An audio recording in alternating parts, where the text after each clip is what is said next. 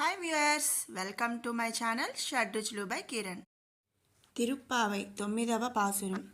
தூமணி மாடத்துச் சுத்தும் விளக்கெரியா தூபம் கமலத்து இளனை மேல் கண் வளரும் மாமான் மகளே மணிக்கதவம் தாழ் திறவாய் மாமீர் அவளை எழுப்பீரோ உன் மகள்தான் ஊமையோ அன்றிச் செவிடோ அனந்தலோ ஏமப் பெருந்துயில் மந்திரப்பட்டாலோ மாமாயன் மாதவன் வைகுந்தன் என்றென்று నామం పలవం నవీన్రేలో రెంబావాయ్.